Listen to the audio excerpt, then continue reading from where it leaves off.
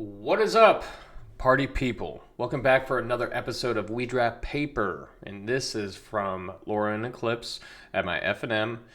It's a spice ball. This was probably one of the more fun decks that I've drafted in a long time. There's just so much stuff going on, and the power level is super high, and it was just a really good time. But yeah, I hope you guys enjoy the rest of the video, kind of providing some of that fun. We do have some gameplay too, so we'll get into that. But I am MTG Flux. If you guys like what we do here, please like, comment, and subscribe. Hang out with us, sit back, grab a nice, neat whiskey. I don't even drink whiskey, like I'm not even gonna lie. Grab a cold beer and a pack of cigarettes and just enjoy the show. All right. So enjoy the rest of the video. Don't forget to like, comment, subscribe. Thank you so much. And yeah, on our road to 100 subscribers, and that's our next goal set. And get in there like swimmer. Let's have some fun. All right, let's get in here. Pack one, pick one. What do you pick? Tweez.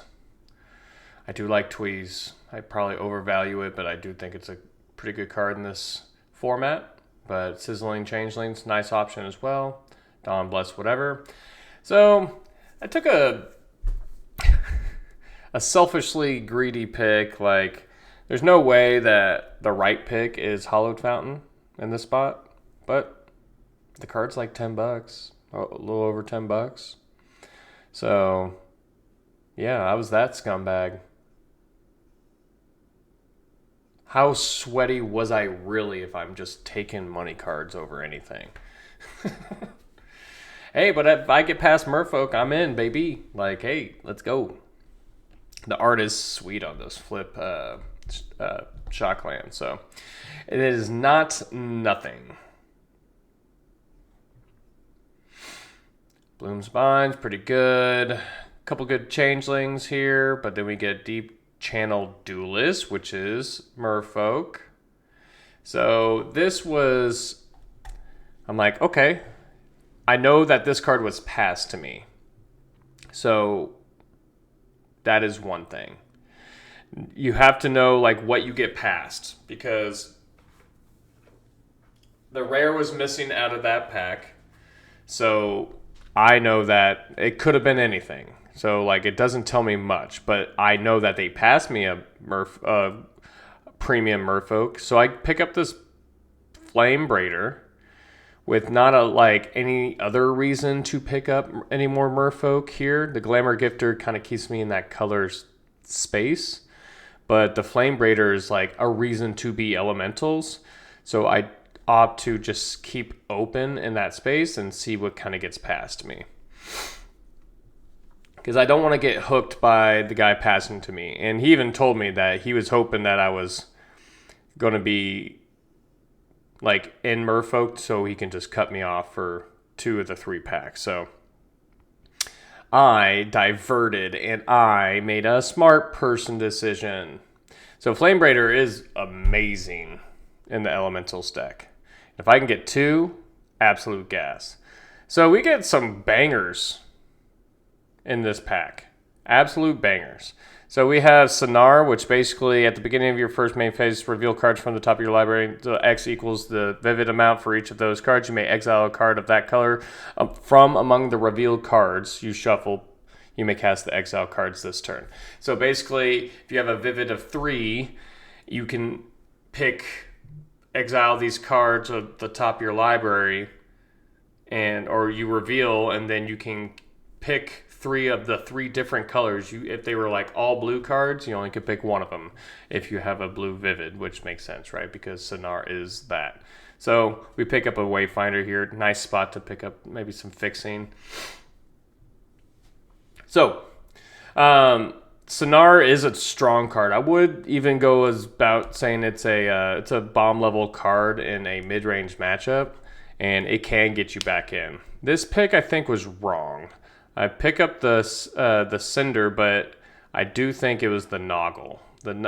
And that's me not knowing it, like not having my colors locked in yet. So I think I'm like, well, it's an elemental. Let's just do that. But I think the Noggle making treasure tokens would have been a lot better in this deck, particularly. So, but I can't predict the future in that regard. I think they're both quality picks. Another Sonar. So I'm like, okay, this is a direction. This seems like a quality thing to do. Now I want to be able to. I'm imagining what cards I want to flip over and be able to cast. So efficient things and premium uncommons is probably the direction that I want to pick up things in, and especially in the space of elementals. So this is a draft. So like first two picks, well, I kind of burned them.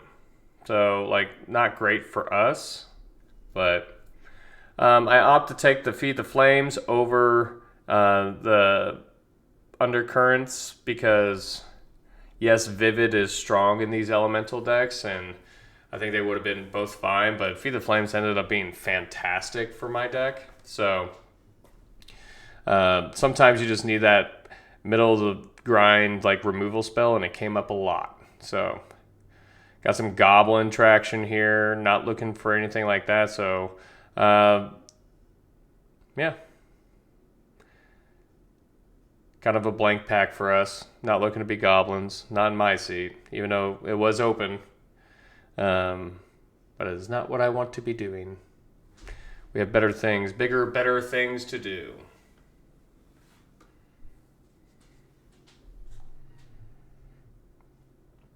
My round one went up against a buddy of mine. He actually works at the store.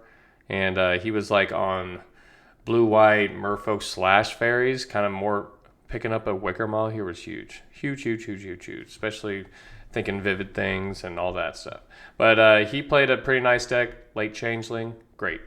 And I do have gameplay. Of that game after this draft, so look forward to that.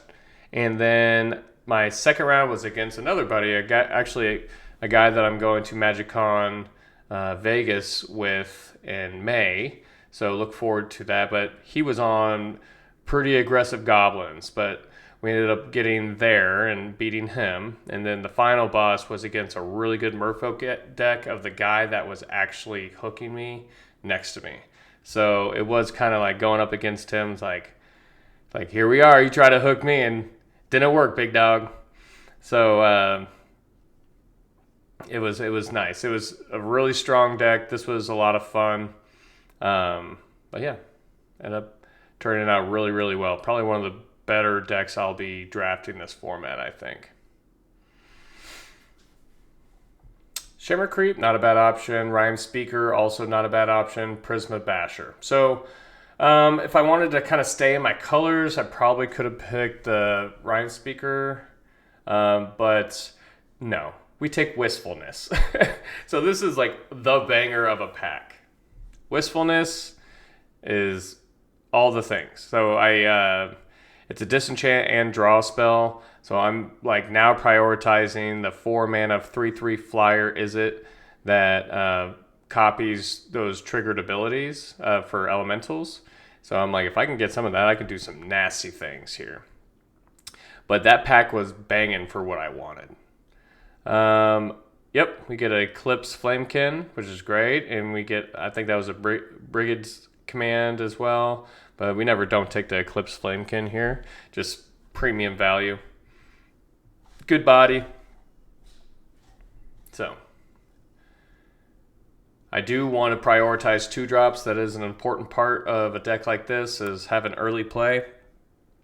My 2-drop slot was very stout in this deck, which was really nice. It made for some smooth draws and hands. So big deal whenever you're drafting something like this is being able to get that down. A couple rares that, well, suck. Winnowing's not what I want to be, and the aura's not great. But we get a Recluse here, so feel good about that. I'm going to just continue to feed the Merfolk guy instead of hooking him back. But his deck was really good. But my deck just had an inevitability that just like goes way over the top. And you'll just kind of see why. So another command here, got a Sentinel. Yeah, but I'm just feeding that guy. Feeding him, like, here, you can have all this. Like, you did not hook me. It was more just sending a signal more than anything. This deck was a lot of fun, man. I think I was really happy with how it came out and how I navigated it too. Despite even the first two picks, just kind of like the Hollow Fountain. The Hollow Fountain was just a greedy pick. Like, if you scratch that, I feel like the rest of the packs went really well.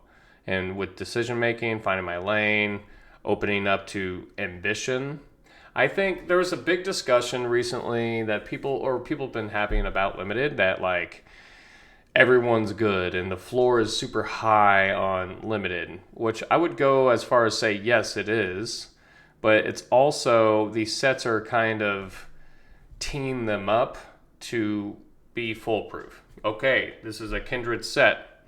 Yes, draft the kindreds. And like that's going to separate people because like if you only have 5 different kindreds, like you have to kind of branch off of that because there's more than one person at the table that's cutting you off. So you're going to either have really, really medium kindred decks or like powerful ambition play.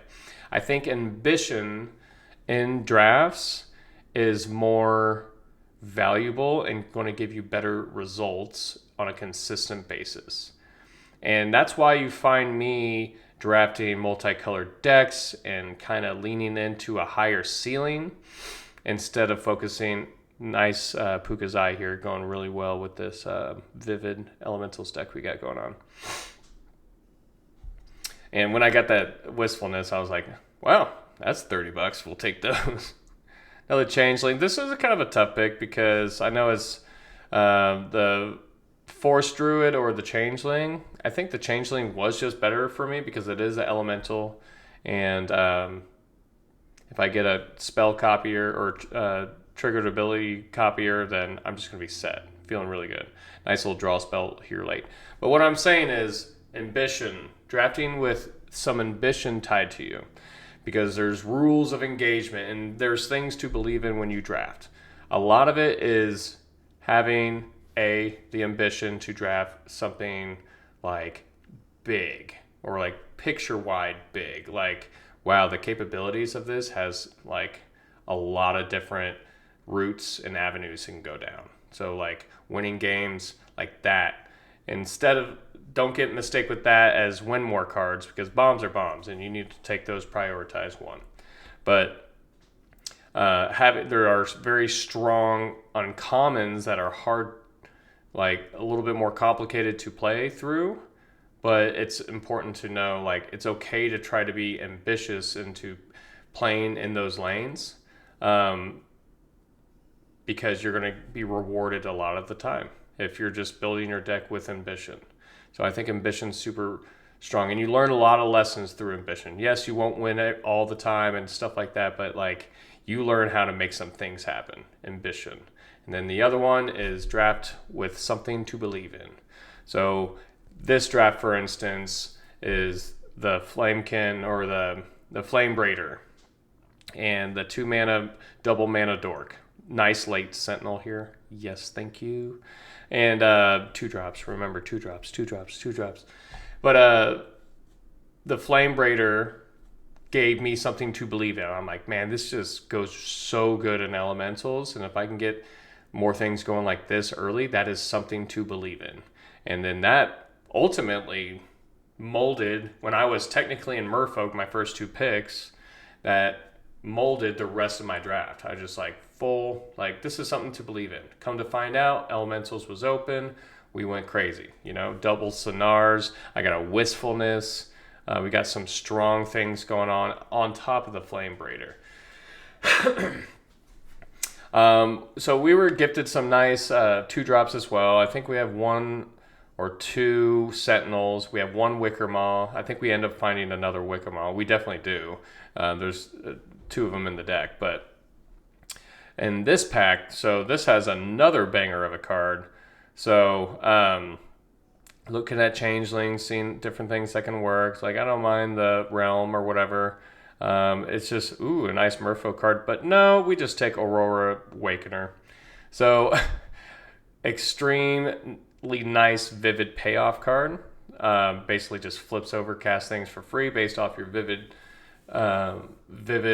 color amount. So yeah, let's just do all of that. Super broken. And at first I thought it was an elemental, so I'm like super gas, but it was a giant.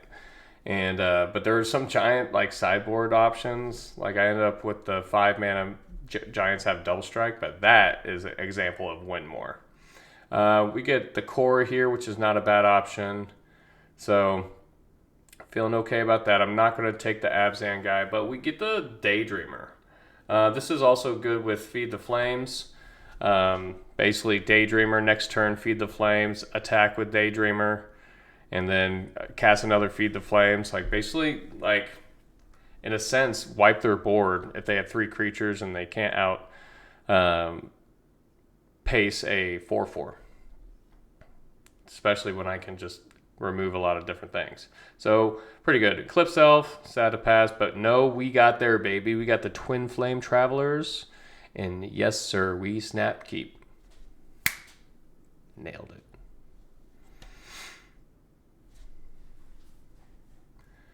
Oh, I'm feeling good about this one. At this point, I'm kind of gumming up the table, just like, guys, this deck is wild. I think I even said it, like, guys, a little off the rails here. Brace yourself. I went off the rails. But in reality, it wasn't really considered off the rails. It was more just like another recluse here. Like, just feed me, Seymour. So good. But yeah, it's just super. There's a lot of synergies and just cards that just work well in this deck. So it was super nice. Sometimes you get paid off. Here's that Wicker Maw I needed. Really no other option. I don't need another disenchant creature. Wicker Maw is exactly what I need. 2 of them is perfect in like this kind of deck. 2 of them and 2 Sentinels. Like I just like slow up, partner. Like don't outpace me with your little guys and just go wide on me, because they block very well. They're cheap and they have strong effects that help me. The Sentinels draw me cards. The Wicker Maws help my Vivid cause and even fixing on my now 3-color deck. So yeah, I mean, it can be a 5-color deck based off the cards that I have. So not nothing. Nice little Kithkin's run here. Another Feed the Flames. But I think I'd take the combat trick. I didn't end up playing it, but I could have seen it work. But I think Feed the Flames is better. Yeah, I did take the Feed the Flames because I knew I had 2. Very relevant, very good card in my deck. This is the Aggressor. The Drum is not quite what I'm looking for. It's almost there if I had a couple more 2-drops, but no need.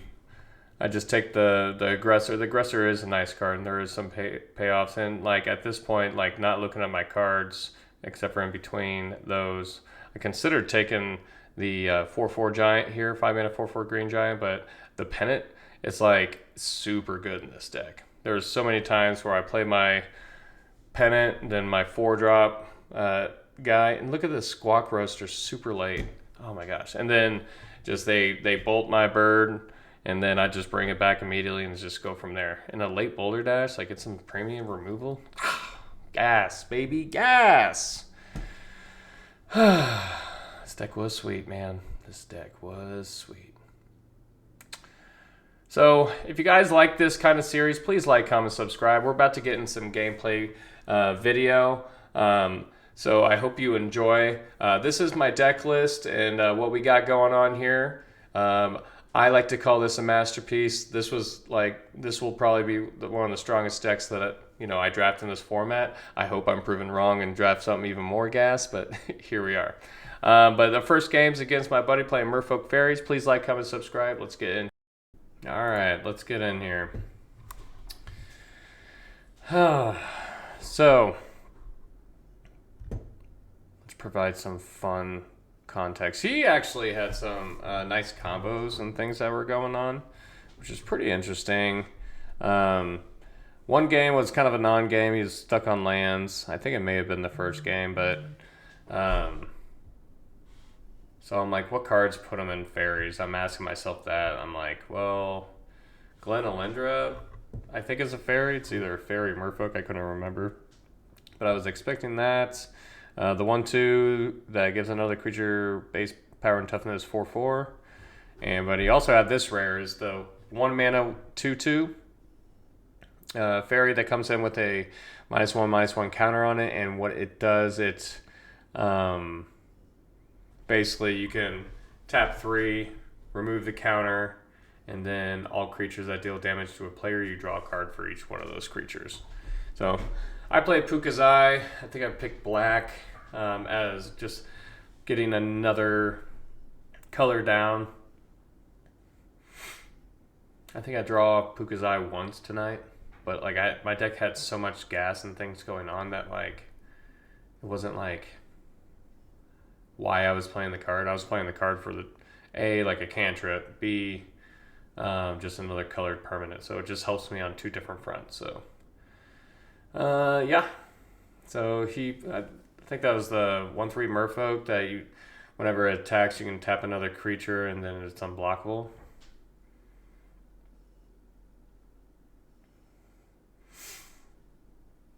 All right, Pukazai into Eclipse Flamekin.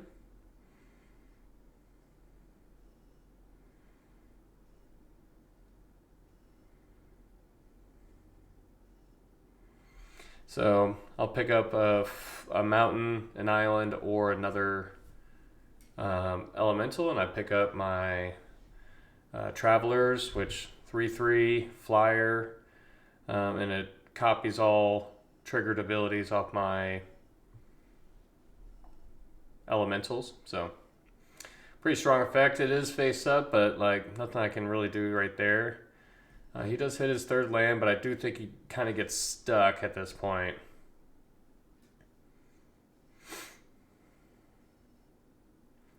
If he knew he didn't have any more lands and he's wanting to hit his land drops, I think that, so he does remove it. I'd take 2 and then he draws a card off it. So I think that is just the right play if you know you're not going to hit your land drop next turn or unsure if you're going to. Just card selection is just really nice. And he gets another draw for his turn anyway, so he gets a couple looks.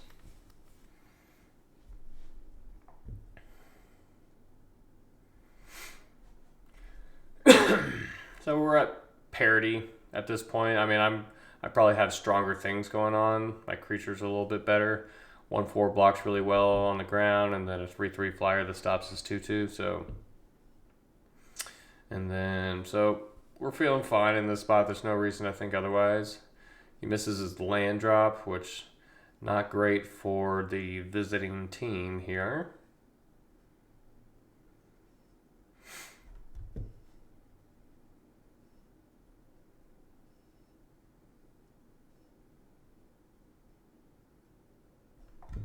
But we'll see.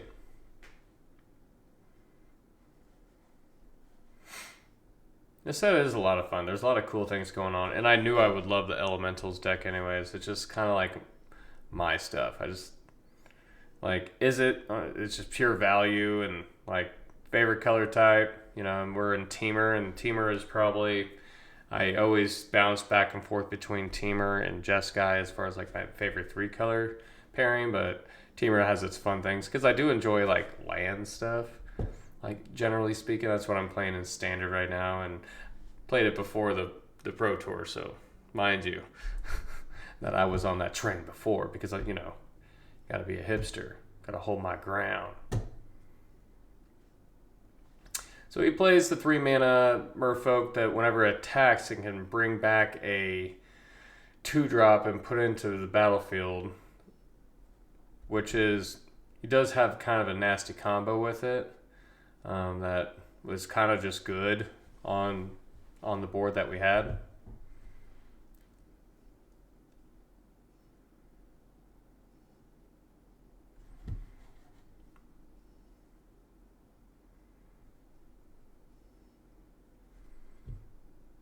So we're chipping away here. He's got me. He has some damage through. He did lead back. He attacked his 2/2 flyer into my 3/3 flyer, so I was on no blocks. Cool. Um, but to me, that read the 1/2 flying fairy that makes another thing base power and toughness 4/4, which I was like, well, I don't want to. I'm not just going to throw this away for that. But like understanding he's playing this Merfolk 3-mana Merfolk that can just get it back over and over and over again if he chooses to like chump with it, or it goes to the yard, and it kind of came up here. But this game was kind of hard to power through some of that. Luckily that he was mana screwed, so my Star 4 Double Striker Elemental is a 3/4 at this moment in time.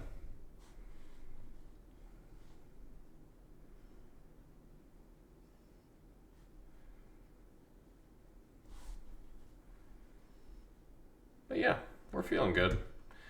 Mana's kind of a little off. Missing green or second blue. I do have like the Convoke draw spell in this deck, so it's not nothing to ignore, but important. Want to make sure I can cast all my spells, so yeah, I'm looking at the camera and that little fairy's up front. He knows what he's gonna do.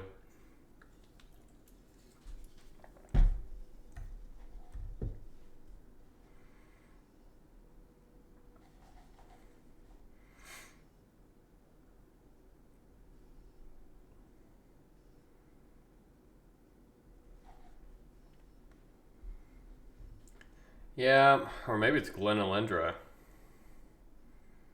He has strong cards. If he was curving out like with his mana, like I think I'd be in a real tough spot. It's not looking great for me, but luckily I have like some strong ground creatures and a medium-sized flyer, and I felt like that attack was just fine. And here we play Pixie, giving the unblockable guy indestructible, or I'm sorry, can't be blocked. So he's getting through some damage here, so it's not nothing.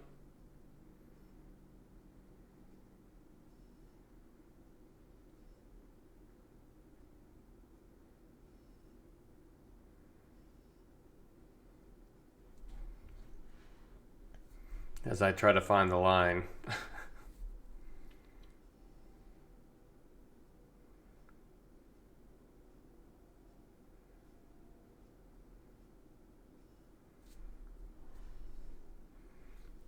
Play the Wayfinder. Wayfinder is going to give me double triggers, so I'm going to search for 2 lands. Be able to put one in the battlefield. Get 1 forest, and I think I go for an island. Because I'm pretty sure I have that draw spell in my hand. But even though I can always Convoke with a blue creature, so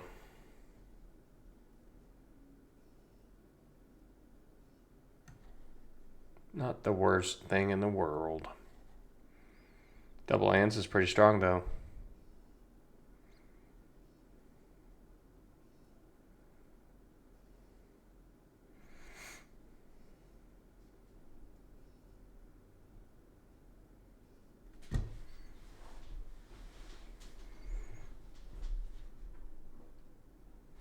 Trying to decide what spell I want to cast here, or even leave up for that matter.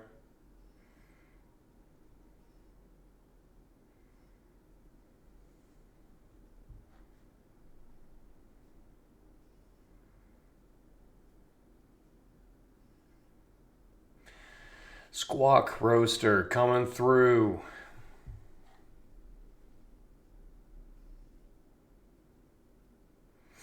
So this was a great chump by him, because looking at the board, my blockers aren't great, especially it was a misjudgment on like that attack. I just wanted to start powering through, but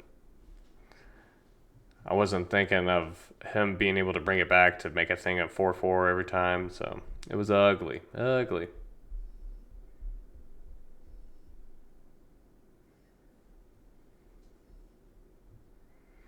But pretty strong effect. I don't know what we're. I think we're chatting about an interaction of some sort. Or maybe with the people next to us. No, I think he was just deciding his attacks. So, I was able to get the pixie.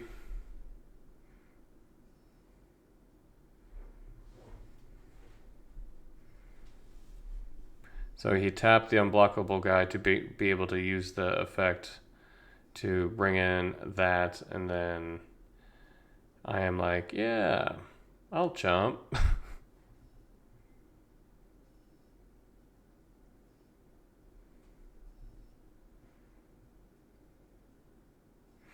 Given that first strike, whatever. So I have mana left up because I have to pen it out. I can just bring the trigger doubler and back to my hand. But he's still missing land drops and things, so plays a 1/1 Merfolk.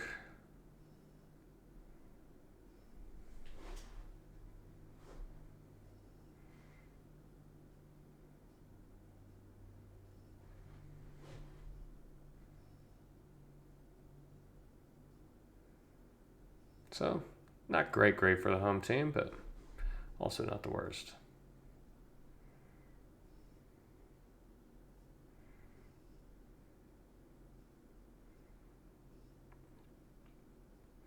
So yeah, he's obviously gone wide here, but there's a lot of play left. I think what am I on 7? Let's see what I'd slam down here. I think I may have Wistfulness.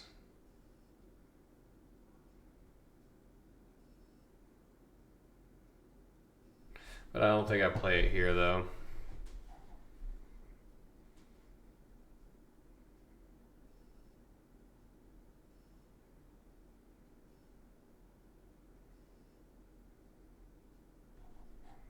I think we're just chatting about the interaction.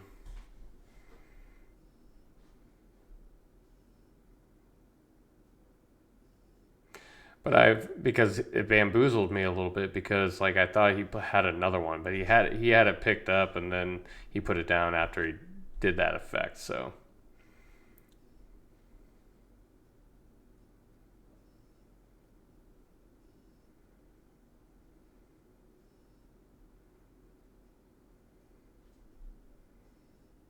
because I think I told him like I thought you had two of them.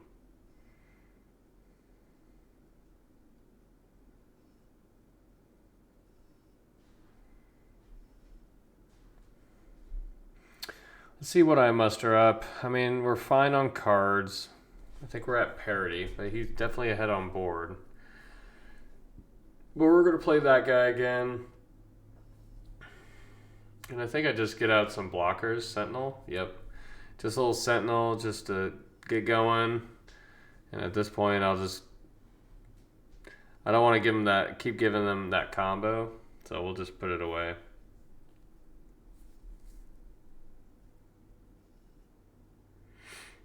He just keeps missing lands, poor guy. I mean, like, luckily, it's just if he's able to like double spell, then I'm screwed, But like, he didn't have that access to this game because, I mean, his card quality is pretty just low but effective, and Flyer's just getting him quite honestly a lot of free damage coming through. Luckily, I have my travelers that I was able to bring back.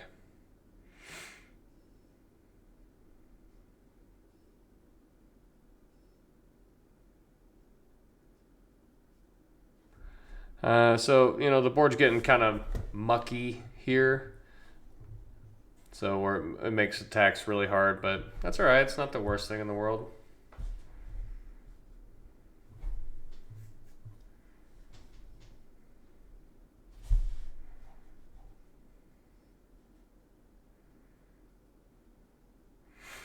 So he's going to get that guy unblockable. I did have some concerns about his tapper, But you chose not to really do that this way because, like, honestly, an effective game plan is even racing me at a certain extent. But it does cost mana to tap, so like he has to think about his mana and stuff like that.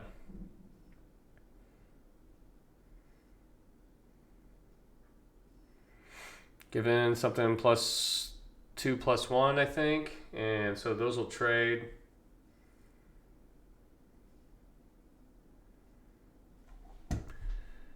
And he has combat tricks, and I'm also just trying not to die. Strictly trying not to die. But I got this. My deck does have resiliency. Oh, so satisfying how those lands lay out. I need to switch the island with a mountain to have it like be symmetric. Oh, then I screwed it up and played other mountain. Whamp whamp. I guess I just need to switch the other mountain with the island and then call it a day.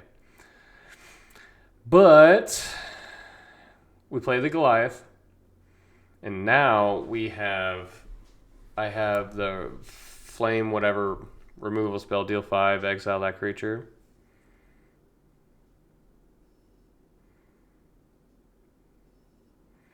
But a lot of my cards are readers, so it's rough out here. Destroy that guy, take away the combo.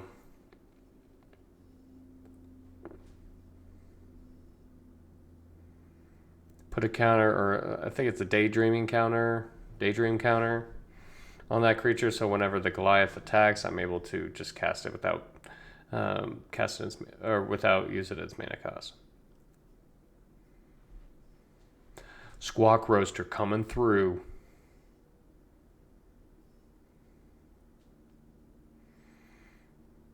So, 3/4. I don't think he blocks here, so he takes 6. He hits his land drop. It's an ugly one, but he gets to probably say fairy. So a merfolk on one, fairy on the other.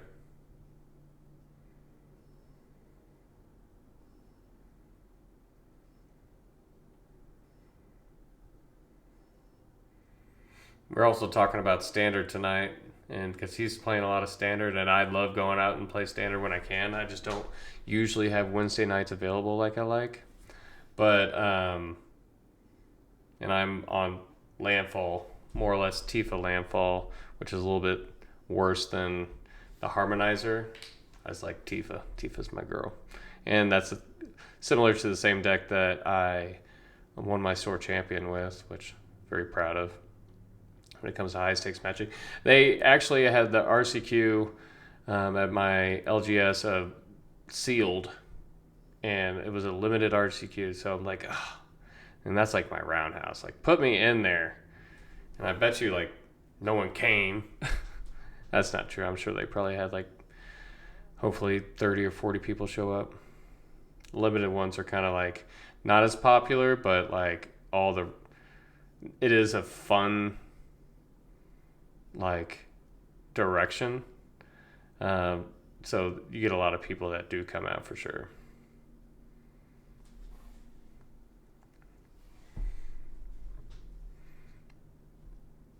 So I'm thinking this is Run Away Together.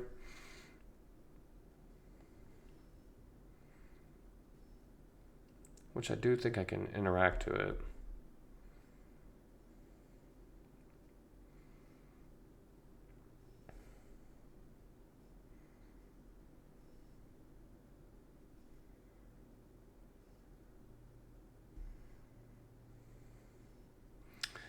So, and that's pretty good. It takes away me just basically casting the free removal spell. So he taps down my Squawk Roaster. Probably pretty good call.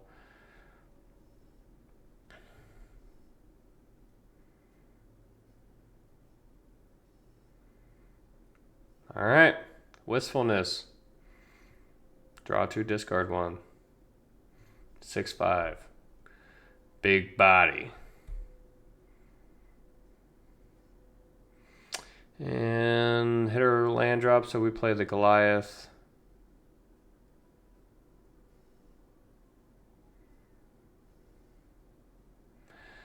Just try to provide redundancy here. Now I got some big beaters coming through. The Squawk Roaster is now a 4-5 or 4-4 double striker. Pretty strong. Get my little chip in damage since I have some quality blockers on the ground. So it's not like they're going to beat me with their little 1-1 or 2-1 for that matter.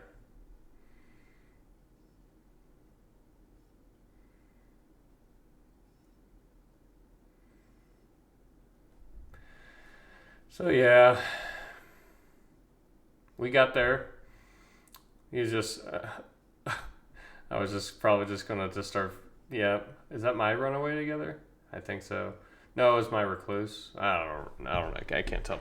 Anyways, but yeah, I mean, we just have inevitability, and then when my strong card starts slamming, like now, then I'm doing strong things. So it's kind of would have been a lot different game if he was hitting his land drops, but it did provide me enough time to kind of like just keep things flowing, stabilize, and kind of stay in that space and deal with some of his problems. But he had some gross. I would have kept his hand too for like how kind of an explosive start that he had and stuff like that. Providing a little card advantage, should have found him some lands, but it just didn't. But those are the beats. We take them. We take those.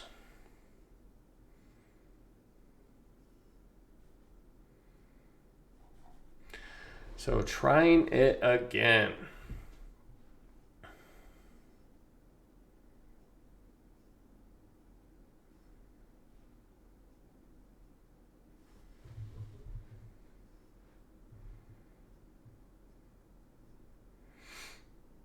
Pretty sure we're both on a mulligan. Yeah. I think I had a one-lander that had the flame raider or whatever, and I think I had a land on top, but I just don't want to give up a game like that. Which I think does, if I do make that choice, this is the game to do it when I'm on the draw anyways.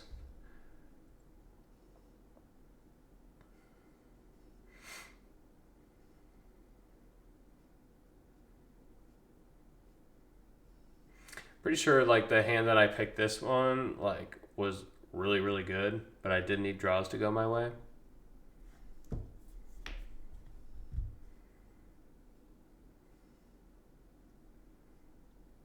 Yeah, we never saw Glenn Alendra in that first game.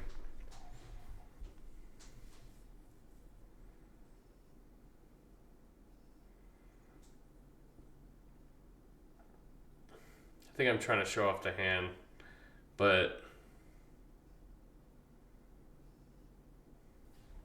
I don't remember how it kind of panned out. But I know it was a tough keep.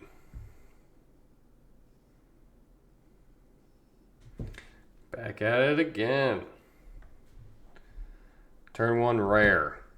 Go. No. It's rough out here. Evolving Wild, search for trying to stay alive, keep the line moving. Okay. Get my island, carry on, my wayward son.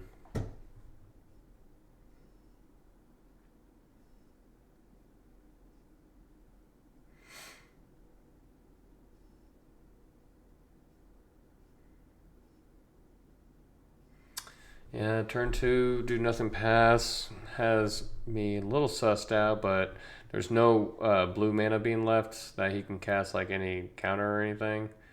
But yeah, we just run this out. The Flamekin like gotta live. It has to live. If it lives, we're off to the races. I'm starting to remember the hand a little bit, but I think I had Wistfulness, the Braider, and so not bad, not bad. So he's passing it back. Turn 2, do nothing is rough. But at my upkeep, he taps down my creature. Pretty strong. And I mean, that's what you want to be doing. You don't want me turn 3 slamming my 4-drops and things like that, because that's when the danger zone with the elementals decks. We're Team Retron here, baby. And then I get this Boulder Dash. I think it's Boulder Dash. Deal 2 to 1 to another. Basically straight up 2 for 1 of them. Oh. It was back breaking. Like, that doesn't get much better than that. That's sweet. Like, that's all right. I'd rather just get my 2 for 1 in when I can anyway. So, but he plays the champion, which this is pretty strong for him. So he at ETBs and stuns my creature.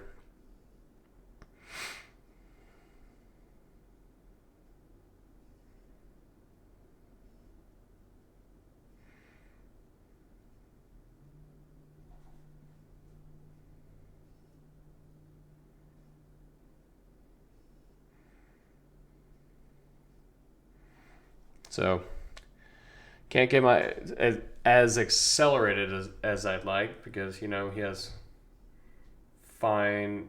I mean, he's played 2 rares on me, you know, and like 2 of them, and then 2 of his 3 cards have interacted with my cards. So like, he's also there on parity with what's going on. He's just honestly ahead at this point. 4 mana bigger creature that has a strong effect, and then so we choose to bounce it back to his hand. We're just going to try to time walk him. And this is tempo positive, because we're continuing to the board, keeping his kind of under control. If he does it again, which he does, now we're going to choose what he wants to stun down. Because I'm curious, I think he taps down the Recluse, but I don't think that's right. I think you need to keep my mana under control at this point, because it blocks. It's a 4/6. Got a big Tushy.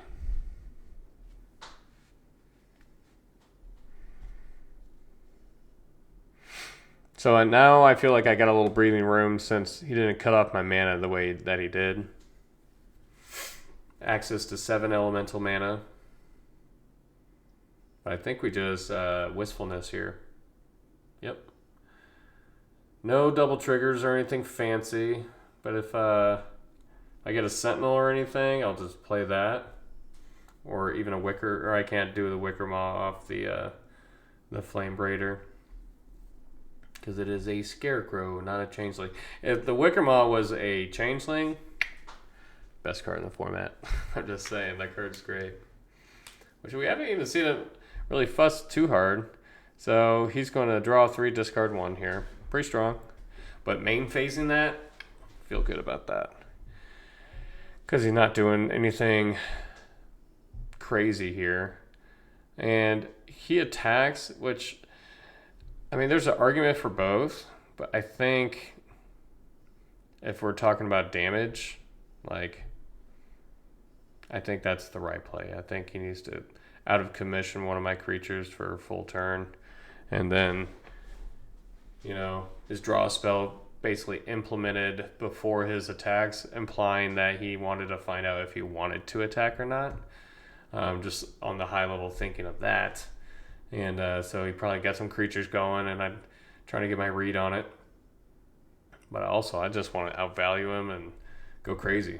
Pukazai, name him black.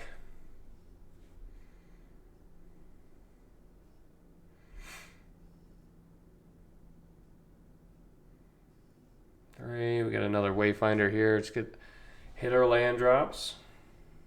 And plus, the wider I can go in these things, the better.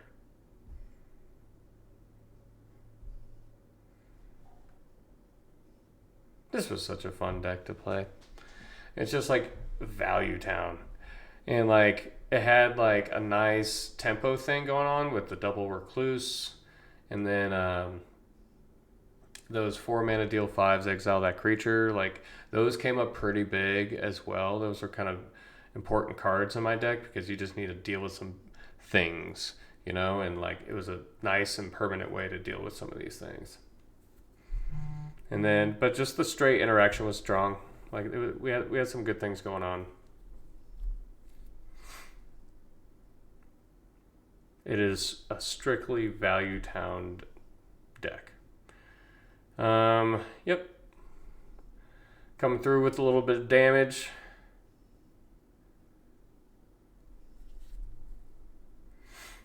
Have some jumpers. Land off the tops. Probably not what he's looking for at this point.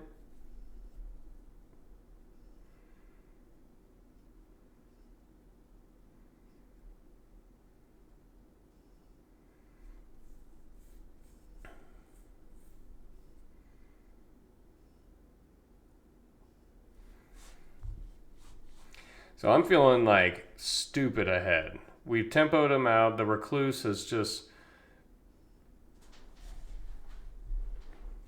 did its job, just like strictly just, tempoing him out. And I put my Sentinel under the bus, draw my extra card.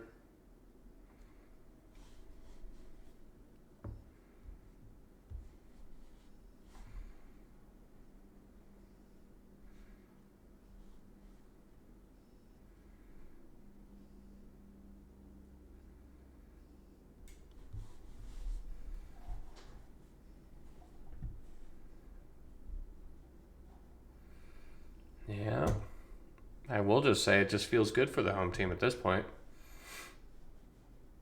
His deck was pretty strong. He has some like strong rares. Like this is the two decks tonight had this rare of this 4/6 just giant body, like hard to kind of get through, but it's fine when he keeps attacking with it. And I'm going wide at this point. He's not jumping in the board in a significant way.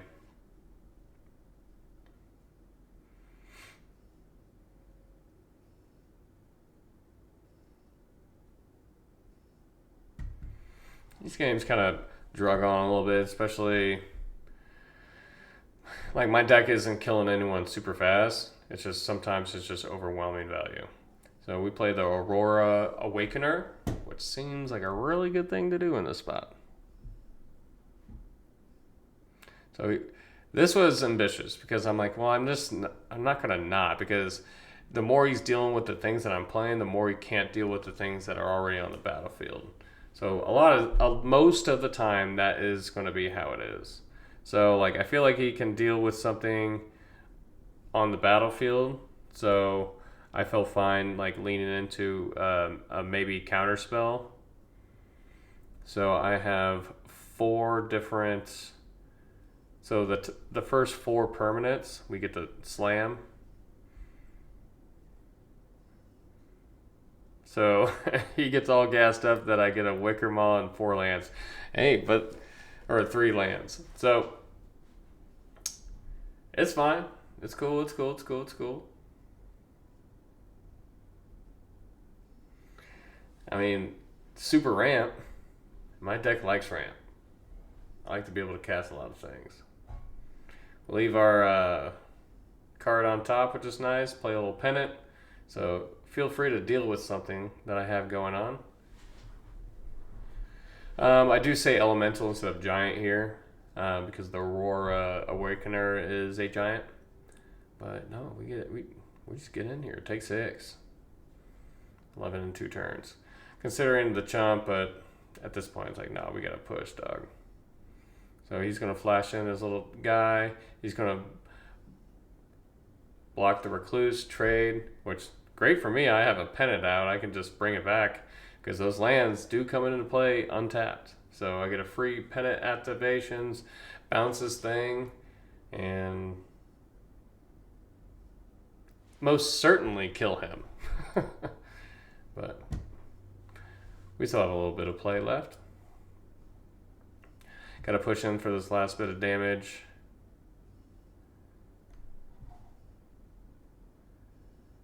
We have a damage check. I think I gave him 3 more life, and he was just being a true gentleman and getting correct life totals.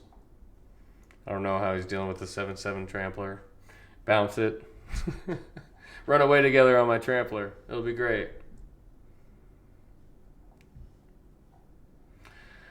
But yeah.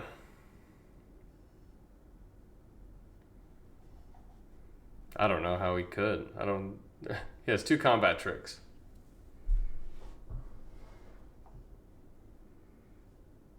I'm pretty sure he's just mathing out things that he can do. I mean, he's only had this creature. He's just drawn no creatures, which just feels bad. Hey, but I take these wins, and I get to slam big cards. Got 2 of my gas mythics. We're happy. We're chilling. So, yeah, this deck was super fun. I mean, there's a lot of things going on, and cards that can have just really powerful effects. I wish we would have played a little bit of Sonar, because that card, as complex and wordy as that card is it's really cool effects for Vivid as well. And so it's just not the end of the world. We feel fine with the things that are going on. I think he has the untap combat trick, so he's gonna pump in damage, and he's gonna be like, screw it, I'm gonna do more.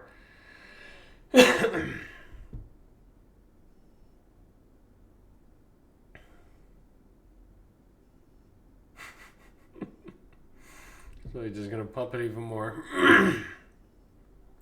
And then I'm going to sack my pennant and just bounce this thing like a jerk. I really don't need to.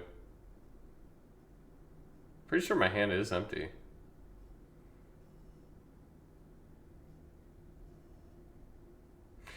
Yeah, the satisfying untap 10 lands? So good. But that was the deck, got cool things going on. He's not dead this turn, but might as well be. And I can get all 5 colors at this point. Yeah, blue, green, red, black on the Pukazai, and then white on the Wickerfolk. So we can go full Vivid, which is nice.